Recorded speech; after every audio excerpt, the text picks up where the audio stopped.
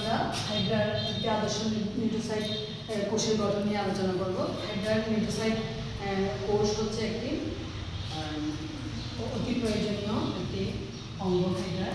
এটা একটা আদর্শ নিউক্লিওসাইড কোষ হচ্ছে অনেকগুলো অংশের সমন্বয়ে গঠিত আবরণ, নেমাটোসিস্ট, অপারকুলাম, নিউরোসিল, পেশিতন্তু, লেসো, এই অংশগুলো নিয়ে একটি আদর্শ নিউক্লিওসাইড কোষ গঠিত হয়।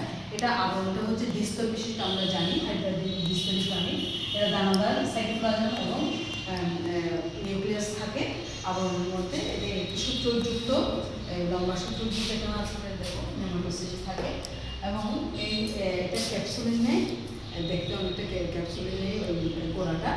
আর এটা হিপনোটক্সিন নামক বিষাক্ত পদার্থ দ্বারা পূর্ণ থাকে। আর অপারকুলাম হচ্ছে নেমাটোসিস্টের যে ক্যাপসুল যে থাকে, ক্যাপসুলের মতো অংশের যে ঢাকনাটা থাকে এটাকে বলা হয়, এখানে হচ্ছে অপারকুলাম বলে। এই ঢাকনাটা ক্যাপসুলটা থেকে, ক্যাপসুলের ঢাকনাটা হচ্ছে তোমার অপারকুলাম। আর হচ্ছে নিউরোসিল। নিউরোসিল হচ্ছে, নিউরোসিল মানে কাটা, শক্ত, দৃঢ়, সংবেদনশীল কিছু কাটা থাকে যেটার মাধ্যমে এটা কী করে খাবারগুলোকে আটকে ধরার জন্য সহায়তা করে। পেশিতন্তু, পেশিতন্তু সাইটোপ্লাজম এবং নেমাটোসিস্টের বাইরে সংবেদনশীল কিছু পেশিতন্তু থাকে এবং নিচের দিকে লেসো নামক কিছু পেঁচানো, আমরা দেখি লেসো নামক কিছু পেঁচানো থাকে। এটা হচ্ছে একটা আদর্শ নিউক্লিওসাইডের গঠন। চিত্রটা একটু দেখি একটা আদর্শ নিউক্লিওসাইড দেখতে কী ধরনের। দেখো এখানে নিউক্লিওসাইডটা কোন জায়গায় আমরা কথা বলেছি, দেখো নিউক্লিওসাইডটা হচ্ছে কাটা।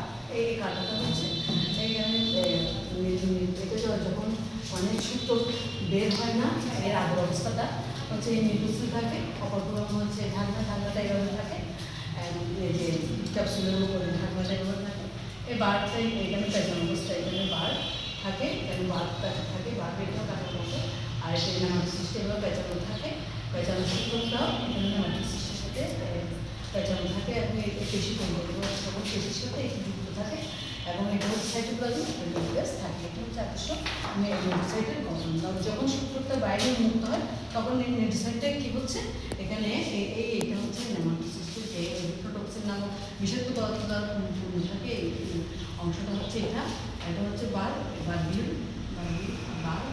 হচ্ছে দুলের কারণ, এটাকে বলা হয়। এটা হচ্ছে অপারকুলাম আর এটা হচ্ছে উন্মুক্ত অংশ। উন্মুক্ত নাম হচ্ছে সূত্রটা, নেমাটোসিস্টের যে সূত্র যেটা ওটা উন্মুক্ত হয়েছে, উন্মুক্ত অবস্থায় এরকম দেখা যায়।